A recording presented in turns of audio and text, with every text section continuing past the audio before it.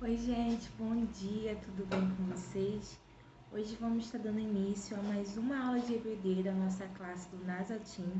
Então, vamos estar dando início à lição 9, que na lição passada a gente terminou a lição 8, então hoje vamos estar dando início à lição 9, amém? Que tem como título Obedecer, o Código de Deus. Mas vamos estar orando para dar início a essa lição, amém? Jesus, muito obrigada por esse tempo, muito obrigada por quem o Senhor é. Senhor, eu te peço que o Teu Espírito Santo ministre os nossos corações, que o Senhor fale conosco, ó Deus, e que o Senhor mude, Deus, aquilo que precisa ser mudado. Me usa, Deus, como instrumento vivo nas Tuas mãos e fale no coração dos Teus filhos, ó Deus. Que cada dia mais nós possamos ter sede de Te buscar e de Te conhecer melhor, Deus, e de mergulhar, Deus, em um relacionamento mais sério com o Senhor. É o que eu te peço e te agradeço nesta manhã, no nome de Jesus. Amém.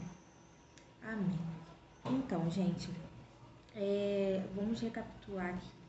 Na aula passada, nós falamos sobre como Moisés retornou para o centro da vontade de Deus, retornou para aquilo que Deus tinha planejado para a sua vida.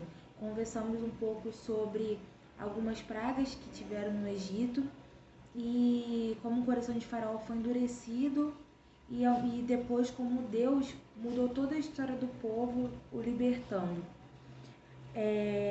E aí a gente chegou a uma conclusão de que a gente deve fazer uma parada para poder perceber onde está o nosso coração. Se o nosso coração está nos propósitos de Deus ou se o nosso coração está no Egito. E hoje, como eu havia dito, o título da nossa lição é Obedecer, o Código Secreto de Deus. E como esse código que Deus nos dá, ele nos dá acesso a grandes conquistas. E essa chave é a chave da obediência, que é uma das mais fascinantes do contexto cristão e a de mais difícil acesso para algumas pessoas, porque as pessoas não conseguem compreender que obedecer é um mandamento, é algo que Deus deixa para nós e que isso é de grande valia, vai nos trazer grandes benefícios, porque Deus ele não pede para que nós façamos algo se não for por um propósito maior, se não for nos trazer bem. Porque a Bíblia fala que Deus ele enviou o Filho dele para morrer por nós. A Bíblia fala que Deus ele nos ama, que ele cuida de nós, que ele nos chama de filho. E que pai que gostaria de ver o seu filho sofrendo ou padecendo? Nenhum pai gostaria. Então, quando Deus pede para que a gente obedeça aos seus mandamentos, obedeça às suas leis, nada mais é do que um cuidado que ele tem com a gente, nada mais é do que um cuidado de pai para filho. É algo que ele está zelando por nós, pedindo para que a gente obedeça, para que os sonhos que ele tem para nossas vidas se realizem, para que a gente venha ser bem sucedido nessa terra. Por mais que algumas vezes seja difícil de compreender, sabe, alguns mandamentos, porque no nosso coração existe a nossa vontade. Lembra que a gente conversou no início da lição 8 que Moisés ele teve esse conflito de identidade e que aqui na lição o relato fez uma analogia à questão da luta entre a carne e o espírito que o apóstolo Paulo fala. Então obedecer às vezes é difícil porque a nossa carne luta contra o nosso espírito e às vezes nem sempre aquilo que a nossa carne quer é aquilo que Deus propôs para a nossa vida. Mas siga sempre a voz de Deus, obedeça sempre os mandamentos de Deus, porque é algo escrito e algo que ele pede com amor para que a gente possa frutificar nessa terra, para que a gente seja feliz nessa terra, por mais que muitas vezes a nossa carne diga o contrário, mas siga sempre aquilo que o Espírito Santo ministra no seu coração, porque obedecer é algo que é uma ordenança e é algo que vem com promessa, amém? E a questão de obedecer está ligado a relacionamento, a confiança, a humildade e ao respeito. Então, o fato de você obedecer, você está mostrando que você respeita a Deus, que você ama a Deus, que você confia nele e que você é humilde. Ou seja, o ato de obedecer vem com todo um contexto. Não é um ato isolado, não é algo vazio, não é algo que você faz por obrigação, mas tem que ser algo que você faz porque você ama, tem que ser algo que você faz porque você confia nas promessas de Deus para sua vida. Amém?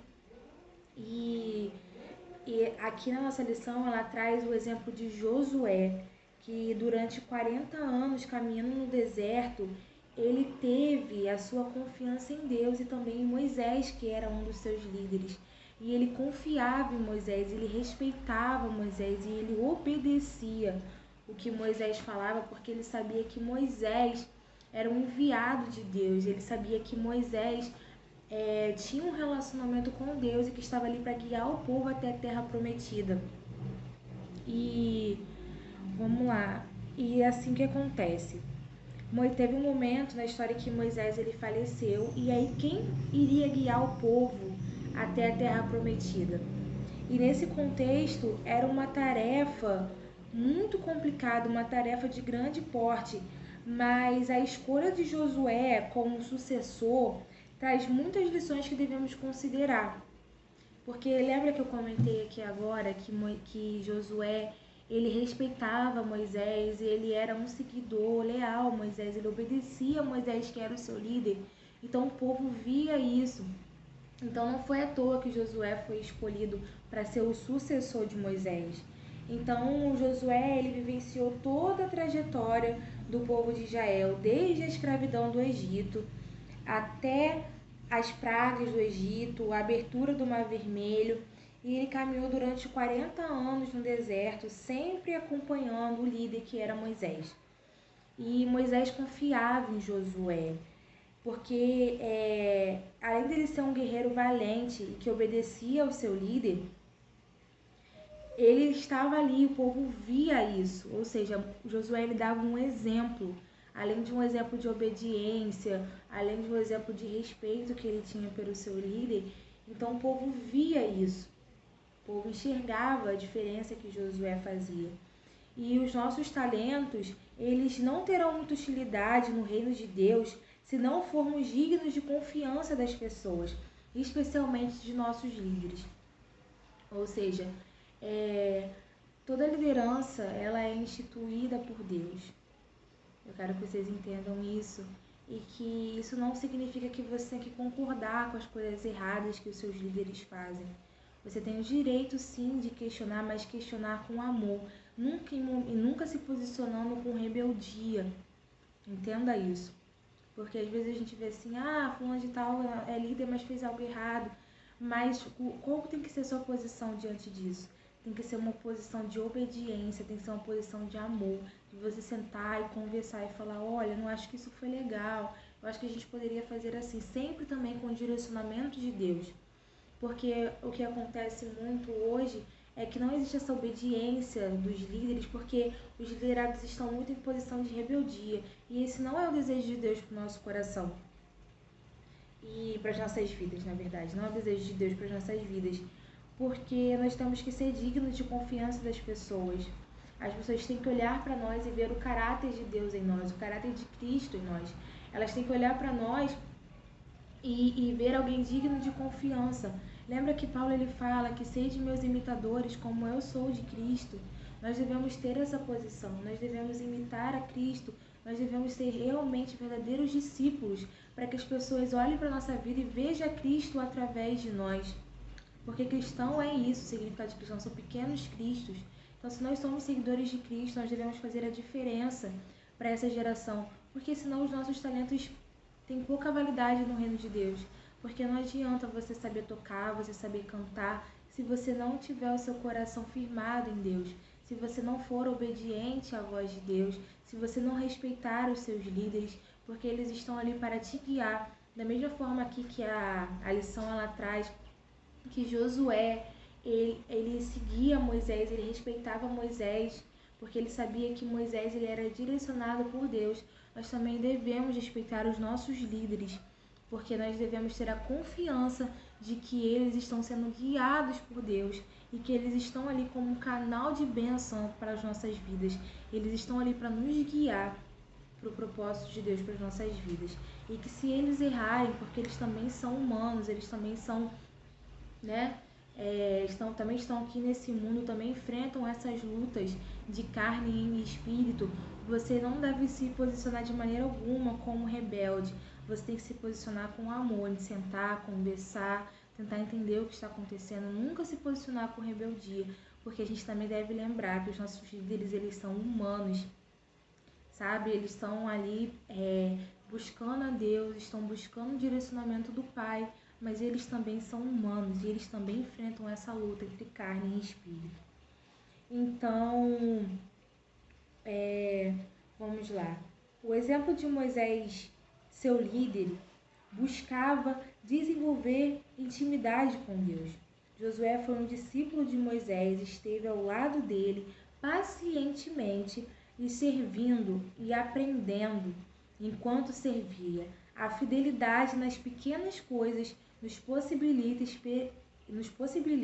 experiências cada vez maiores.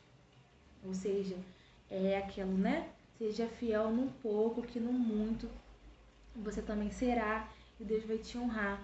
Não adianta você achar que Deus ele tem que te colocar em lugares altos se você não obedece no pouco, porque às vezes Deus quer te colocar em uma posição de liderança também, assim como ele fez com Josué. Deus ele às vezes quer te levar a lugares altos, sabe, nos seus sonhos, nos seus projetos, mas se você não é fiel no pouco, como você vai ser fiel no muito? Entende? Se você não obedece agora na posição que você está, que você pode considerar pequena, mas se você não obedece na posição que você está agora, como que você vai obedecer quando você estiver numa posição mais alta?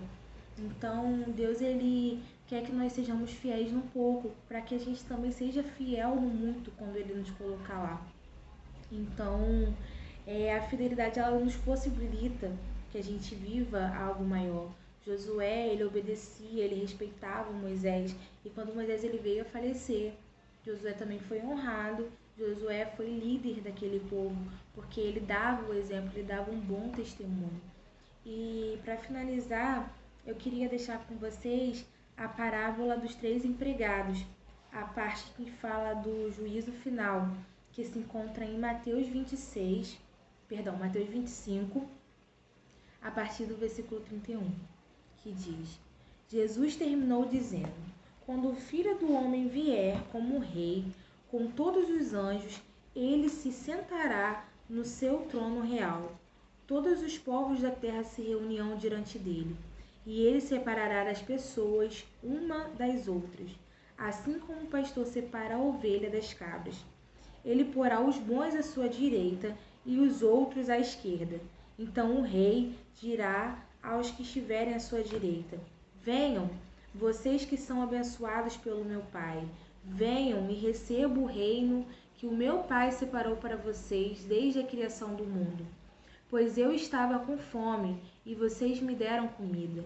Eu estava com sede e me deram água. Era estrangeiro e me receberam na sua casa. Estava sem roupa e me vestiram. Estava doente e cuidaram de mim. Estava na cadeia e foram me visitar.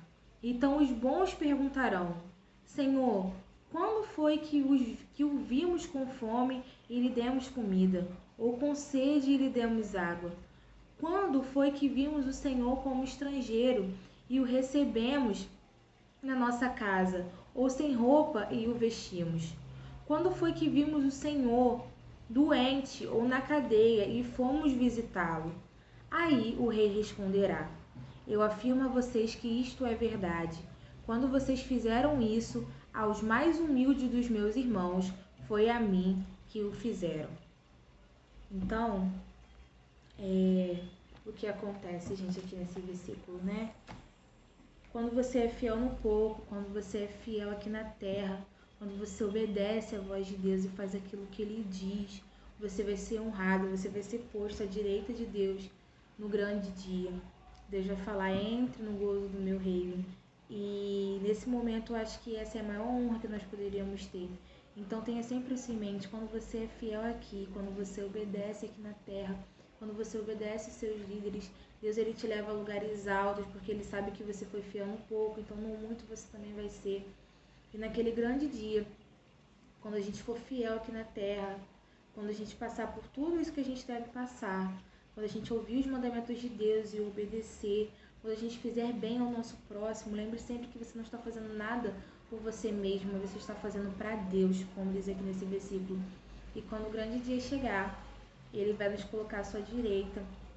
E aquele momento vai ser o nosso momento de honra, vai ser algo que vai valer a pena, tudo que a gente passa aqui. Então seja obediente à voz de Deus.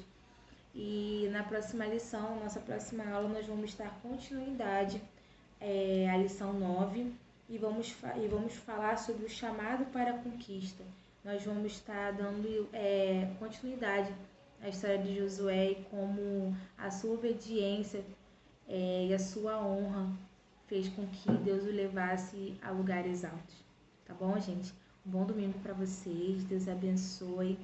Que seja boa segunda, né? Que seja um início de semana abençoado para a vida de vocês. Tá bom? Vamos estar orando para a gente estar terminando. Senhor, muito obrigada por esse tempo. Muito obrigada, Deus, porque o Senhor falou conosco. Que o nosso coração, Deus, possa ser um coração alinhado ao teu coração. Que o nosso coração venha ser um coração obediente, um coração ensinável.